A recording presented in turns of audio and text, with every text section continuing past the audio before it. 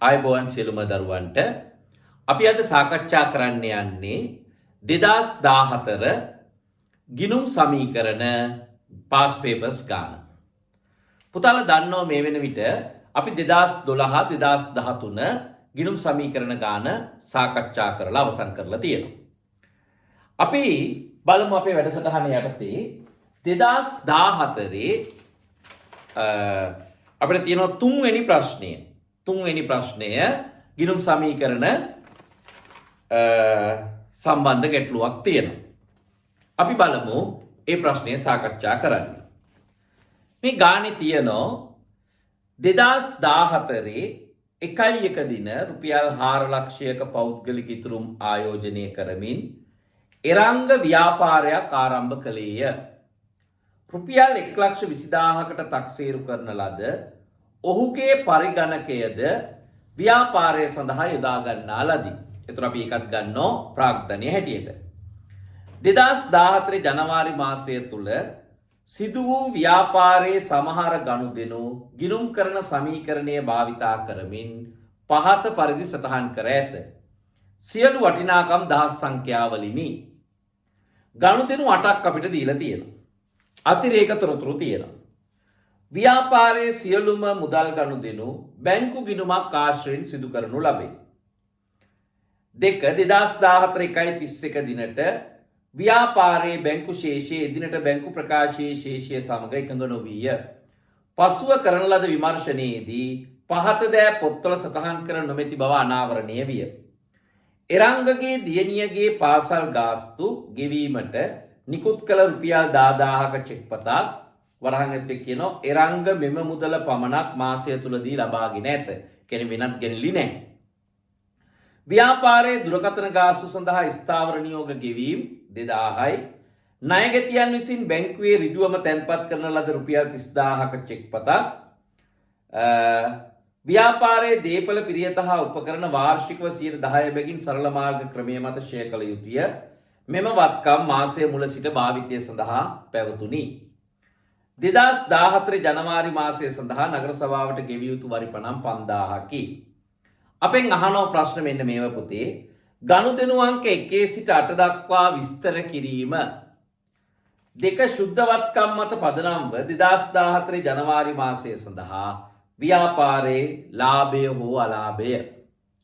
2014 1.31 දිනට ව්‍යාපාරයේ මූල්‍ය තත්ත්ව ප්‍රකාශයේ වාර්තා කළ යුතු තොග ණයගැති සහ බැංකු ශේෂයන්. අපි පළමුවෙන්ම බලමු මේ ගනුදෙනු අංක 1 සිට 8 දක්වා විස්තර කරන්නලු. අපි බලමු මොනවද මේ ගනුදෙනු කියලා. පළවෙනි ගනුදෙනු ඇතුලේ වෙලා තියෙනවා තොග දහස් සංඛ්‍යාවලින් 200ක් වැඩි වෙලා තියෙනවා. බැංකු 200ක් අඩු වෙලා තියෙනවා. එහෙනම් අපිට මේක ලියන්න පුළුවන් රුපියල් 2,00,000ක තොග රුපියල් 2,00,000ක් පිරිවැය වූ තොග චෙක් පතක් නිකුත් කොට මිලදී ගැනීම. චෙක් පතක් නිකුත් කොට මිලදී ගැනීම. නැත්නම් අපිට ඒක අත්පිට මුදලට මිලදී ගත්ත කියලා කිව්වත් ගැටලුවක් නැහැ ඉතින්. මොකද බැංකු ආශ්‍රයෙන් තමයි ගනුදෙනු සිද්ධ වෙන්නේ. එතකොට අපිට කියන්න පුළුවන් මේක රුපියල් 2,00,000ක් පිරිවැය වූ තොග අත්පිට මුදලට ගැනීම. අත්පිට මුදලට ගැනීම. දෙක තොග වැඩි වෙලා 1,80,000ක් දහස් සංඛ්‍යාවලින් 180ක් වගකීම් වැඩි වෙලා 180ක්. එතකොට අපිට තේරෙනවා මේ භාණ්ඩ තොගයක් ණයට අරගෙන තියෙනවා. අපිට ඒක මෙහෙම ලියන්න පුළුවන් රුපියල් 1,80,000ක් පිරිවැය වූ තොග ණයට ගැනීම. ණයට ගැනීම. තුන්වෙනි ගනුදෙනුව ගත්තොත් ලීබඩු කියන වත්කම 1,80,000ක් වැඩි වෙලා තියෙනවා. බැංකු කියන වත්කම 1,80,000ක් අඩු වෙලා තියෙනවා. එහෙනම් අපිට ලියන්න පුළුවන් 1,80,000ක් වටිනා ලීබඩු අත්පිට මුදලට ගැනීම. 1,80,000ක් වටිනා ලීබඩු අත්පිට මුදලට ගැනීම.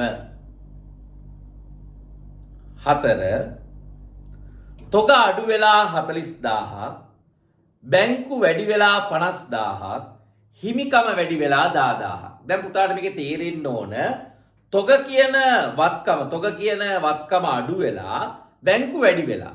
දැන් අපි දන්නවා මේ අපි භාණ්ඩ මිලදී අරන් තියෙන්නේ විකිණීමේ පරමාර්ථයෙන්. ඒතර විකුණනකොට අපි ලාභයක් සහිතව තමයි විකුණලා තියෙන්නේ. එහෙනම් අපිට මේක මෙහෙම විදිහට හදා ගන්න පුළුවන්. පිරිවැය 40000ක් වූ තොග 50000කට අත්පිට මුදලට විකිණීම. 50000කට අත්පිට මුදලට විකිණීම. පස්වෙනි ගනුදෙනුව. බැංකු අඩු වෙලා තියෙනවා 38000ක්, වගකීම් අඩු වෙලා තියෙනවා 40000ක්, හිමිකම් වැඩි වෙලා තියෙනවා 2000ක්. දැන් අපිට මේකේ තේරෙන එකක් තමයි අපි ණය හිමියන්ට ගෙවලා තියෙනවා. හැබැයි ණය හිමියන්ට අපි ගෙවලා තියෙන්නේ 38ක් වුණාට 38000ක් වුණාට ණය හිමි කියන වගකීම අඩු වෙලා තියෙනවා 40000ක්. ඒ කියන්නේ අපිට වට්ටමක් ණය හිමියා විසින් අපිට වට්ටමක් දීලා තියෙනවා. ලද වට්ටමක් රුපියල් 2000ක. එහෙනම් අපි මෙන්න මේ විදිහට ලියන්න පුළුවන්. ණය හිමියන්ට ගෙවූ මුදල නැත්නම් රුපියල් 40000ක ණය හිමියන්ට රුපියල් 40000ක ණය හිමියන්ට 38000ක් මුදලින් ගෙවූ අතර 38000ක් මුදලින් ගෙවූ අතර ලද වට්ටම 2000යි. ලද වට්ටම 2000යි. 6 වෙනි ගනුදෙනුව. තොග අඩු වෙලා තියෙනවා 60000ක්, ණය ගැතිය වැඩි වෙලා තියෙනවා ලක්ෂයක්, හිමිකම වැඩි වෙලා තියෙනවා 40000ක්. මෙතනත් වෙලා තියෙන්නේ මේ තොග විකිණීමක් වෙලා තියෙනවා. හැබැයි ණයට තමයි අපි විකුණලා තියෙන්නේ. එහෙනම් අපිට ලියන්න පුළුවන් මේක පිරිවැය 60000ක් වූ තොග ලක්ෂයකට ණයට විකිණීම.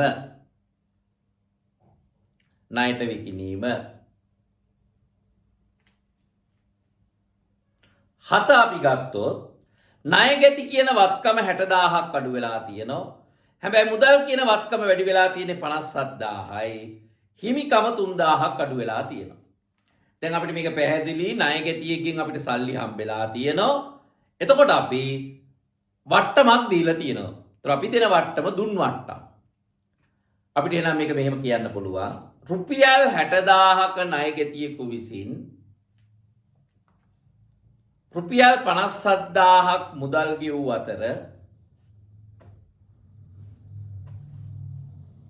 දුන් වට්ටම 3000යි. දුන් වට්ටම 3000යි. 8 වෙනි ගනුදෙනුව. බැංකු වත්කම 8000ක් අඩු වෙලා තියෙනවා. හිමිකම 8000ක් අඩු වෙලා තියෙනවා. දැන් අපිට ගානේ යටින් කිව්වා ගැනිලි කරලා තිබුණේ අර දියණියගේ පාසල් ගාස්තු ගෙවීම විතරයි කියලා. ඒ නිසා මේක හිමිකම අඩු වෙච්ච එකක්. ගැනිලි හැටියට ගන්න බෑ. මොකද ගැනිලි වෙලා තියෙන අර ගනුදෙනුව විතරයි. ඒ දියණියගේ මේ පාසල් ගාස්තු ගෙවුප එක විතරයි. එහෙනම් මේ හිමිකම අඩු වෙන්න පුළුවන් අනිත් කාරණාව තමයි වියදම් දැරීම. එහෙනම් මේ 8000 අනිවාර්යෙන් වියදමක් වෙන්න ඕන. එහෙනම් අපි ලියනවා මාසික ගොඩනැගිලි කුලී ගෙව්වා 8000යි. අපි ඒක වියදමක නමක් දැම්මා. මාසික ගොඩනැගිලි කුලී ගෙව්වා 8000යි. ඔන්න අපි ගනුදෙනු ටික අවසන් කරලා තියෙනවා. දැන් අපෙන් අහනවා ශුද්ධ වත්කම් මත පදනම්ව 2014 ජනවාරි මාසය සඳහා ව්‍යාපාරයේ ලාභය හෝ අලාභය. දැන් මේක මේ ගාන ඇතුලේ ඇත්තටම පුංචි ප්‍රශ්නයක් තියෙනවනේ පුතේ අපිට. මොකද මේ කට්ටිය මේ හදපු සමීකරණය ඇතුලේ ආරම්භක ශුද්ධ වත්කම් දාලා නැහැ. ආරම්භක ශුද්ධ වත්කම් දාලා නැහැ. ඒ වගේම තව අතිරේක තොරතුරු ටිකකුත් තියෙනවා. ඒ නිසා මේ ශුද්ධ වත්කම් අපිට ගණනය කර ගැනීම හරි වැදගත් වෙනවා මේ ගාන හදන. දැන් අපි ලාභය ගණනය කරන සූත්‍රය ගත්තොත් එහෙම අපිට ලියන්න පුළුවන් ශුද්ධ ලාභය හෝ අලාභය සුද්ධ ලාභය හෝ අලාභය සමානයි අවසාන ශුද්ධවත්කම් ඍණ අවසාන ශුද්ධවත්කම් ඍණ ආරම්භක ශුද්ධවත්කම්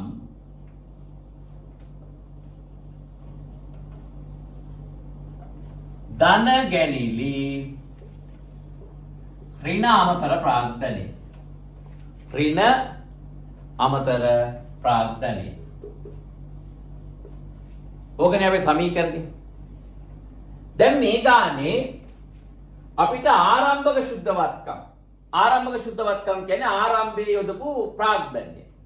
ආරම්භක ශුද්ධවත්කම් නම් තියෙනවා මුදලින් ලක්ෂ 4කුත් 1,20,000ක පරිගණකත්වය දුව කියලා නිසා ඒතර අපිට මේ දෙකේ එකතුව ගන්න පුළුවන් 5,20,000ක් තියෙනවා. ආරම්භක ශුද්ධවත්කම්. හැබැයි අපි අවසාන ශුද්ධවත්කම් දන්නේ නැහැ. අමතර තොරතුරු යටතේ ගැනිලි 10000ක් තිබුණා අර දියණියගේ පාසල් ගාස්තු ගෙවපු එක. දැන් දියණියගේ පාසල් ගාස්තු කියන්නේ යාගේ පෞද්ගලික වියදමක් නේ. ඒතර අපි ඒක සලකන්නේ ගැනිලි හැටියට. එහෙනම් ගැනිලි තිබුණා 10000ක්. අපිට මේ ගනුදෙනුව කියවනකොට අමතර ප්‍රාග්ධනයක් කොතරකවත් තිබුණේ නැහැ. දැන් එහෙනම් අපිට මෙන්න මේ අවසාන ශුද්ධවත්කම් හොයාගත්තොත් මේක කම්ප්ලීට් කරගන්න පුළුවන්. ඒක කොහොමද හොයන්නේ අපි? අපිට ක්‍රම ගණනාවක් තියෙනවා. මම ලේසි ක්‍රමයක් කියන්නම්. පෙර වැඩි යටතේ අපි ගන්නවා. දැන් ආරම්භක ශුද්ධවත්කම් තියෙනවා. මේ ගානේ ආරම්භක ශුද්ධවත්කම් දැන් අපි හොයාගත්තා. කීයද? 5,20,000. දැන් අපි මේ ගනුදෙනු ටික සටහන් කරපු මේ ගනුදෙනු වලින් හිමිකමට බලපෑම් ඇති කරන ගනුදෙනු ටික ගත්තොත් මේ බලන්න ධන තියෙනවා 10000. ආපහු ධන තියෙනවා 2000. නැවත ධන තියෙනවා 40000.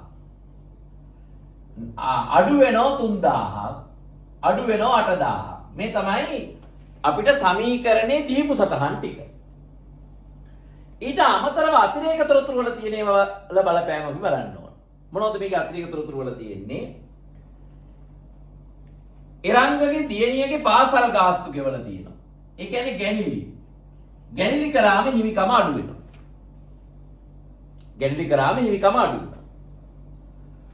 ස්ථාවර නියෝග මත දුරකථන ගාස්තු ගෙවලා තියෙනවා.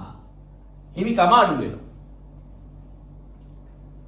ණයගැටියෙකු විසින් ඍජුවම තැන්පත් කරලා තියෙනවා බැංකුවේ සල්ලි. ඒක හිමිකමට බලපෑමක් එන්නේ නැහැ. බැංකුවේ සල්ලි තැන්පත් කරා කියලා ණයගැටියෙක් ඒක හිමිකමට බලපාන්නේ නැහැ. දේපල පිරියත හා උපකරණ ෂෙයා කරන්න ඕන අපි 10%. දැන් බලන්න අපි ළඟ මොනවද දේපල පිරියත හා උපකරණ තියෙන්නේ? ආරම්භයේ අපි ළඟ තිබුණ 1,20,000ක ලීබඩු පරිගණක ව්‍යාපාරයට යොදලා ඊට අමතරව ලීබඩු අරන් තියෙනවා අපි 1,80,000. ඔක්කොම අපි ළඟ තියෙනවා දේපල පිරියත හා උපකරණ 3,00,000. මේ 3,00,000 මාසේ ආරම්භයේ ඉඳන්ම පාවිච්චි කරා කියලා අපිට කියනවා. මේකට 10% අවුරුද්දට ෂෙයා කරන්න ඕන. අපිට ඕන අවුරුද්දකට නෙමෙයි මාසෙකට.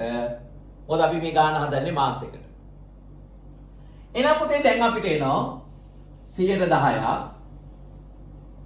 30,000ක් එනවා අවුරුද්දට. 30,000 12න් බෙදුවම 2,500ක් එනවා මාසික ෂෙයා. මේ මාසෙට දාලා ෂෙයා එනවා 2,500. එතකොට මේ මාසික ෂෙයා දැන් මේ මාසික ෂෙයා වියදමක් නිසා හිමිකමෙන් අඩු වෙනවා. අපි ඒකත් වෙන දාගත්තා. මාසික ෂෙයා 2,500 හිමිකමෙන් අඩු වෙනවා. ඒ වගේම කියනවා උපචිත වරිපණම් ගෙවපු නැති වරිපණම් ගෙවුවත් නැතත් වරිපණම් කියන්නේ වියදමක් නිසා ඒකත් හිමිකමෙන් ඔන්න අඩු වෙනවා. දැන් අපිට මෙන්න මේ සියල්ලම ගැලපුවාට පස්සේ අවසාන ශුද්ධවත්කම් හොයාගන්න පුළුවන්. අපි මෙතන ගත්තොත්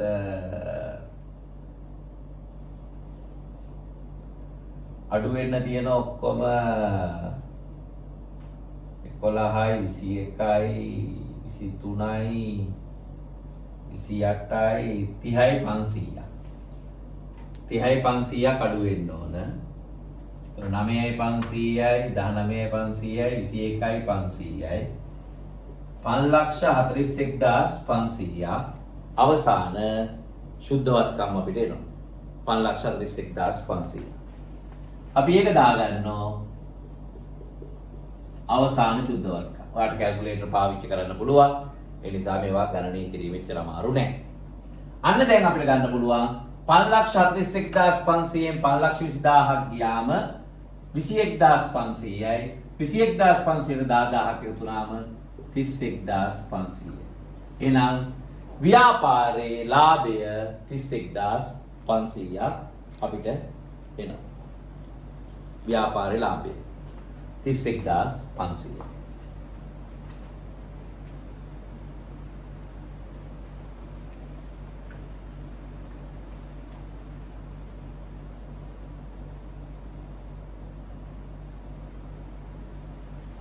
හොඳයි. මම හිතනවා පුතාලා ඒ කොටස පුතාලාට පැහැදිලි ඇති. ලාභය 31,500.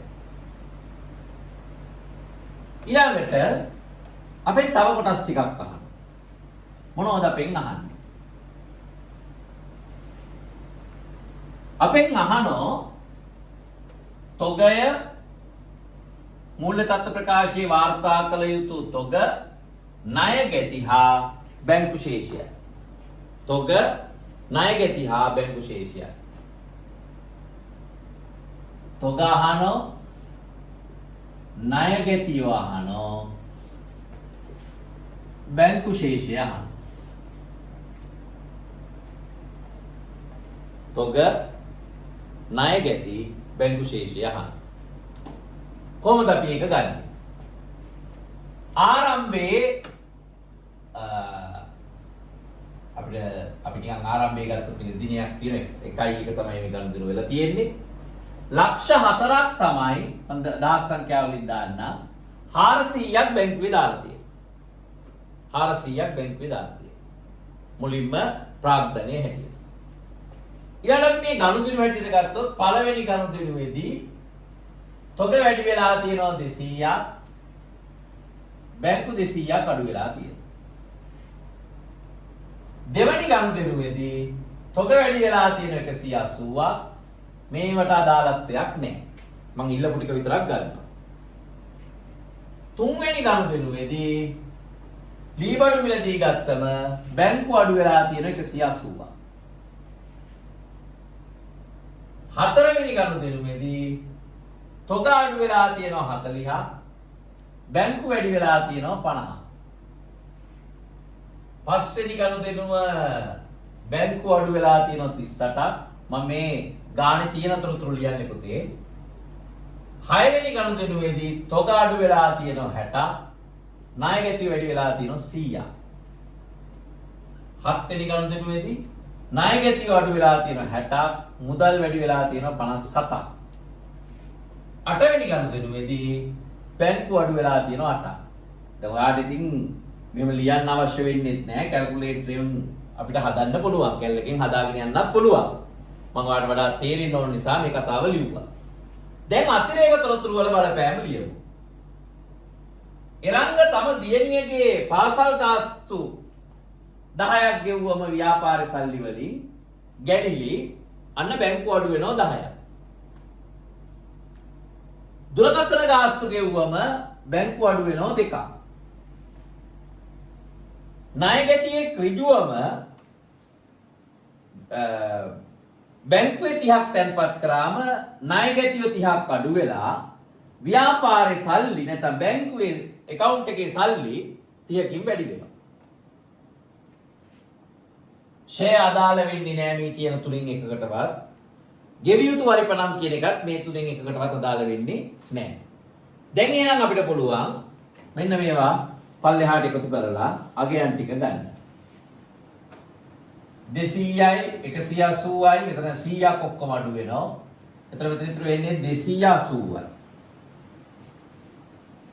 මෙතනින් 90ක් ගියාම 10යි. මෙතන අපි බලමු 400න් 200ක් ගියාම 200යි. 200න් 180ක් ගියාම 20යි. 20යි 50යි 70යි. 70න් 38ක් ගියාම 32යි. 32යි 57යි. 89යි. 89න් 8ක් ගියාම 81යි. 81න් 10ක් ගියාම 71යි. 71න් 2ක් ගියාම 69යි. 69යි 30යි 99යි. එහෙනම් අපිට උත්තර ටික ලියන්න පුළුවන්. කොහමද? තොගය 2,80,000යි. ණය ගැතියෝ 10,000යි. බැංකු ශේෂය 99,000. බැංකු ශේෂය 99,000. එහෙනම් ඔන්න අපි අපෙන් අහපු ප්‍රශ්න ටිකට දාලා උත්තර ගොඩනගලා අපි අවසන් කරා. පුතාලට මොනවා හරි ගැටලුවක් තියෙනවා නම් පල්ලෙහෙන් කමෙන්ට් කරන්න පුළුවන්. හොඳයි. එහෙනම් අපි 2014 A level paper එකේ ගිණුම් සමීකරණ ගාන තමයි ඔය සාකච්ඡා කරේ. අපි ඊළඟ දවසේ මුණ ගැහෙමු ඊළඟ වීඩියෝ එක 2015 ගිණුම් සමීකරණයත් එක්ක.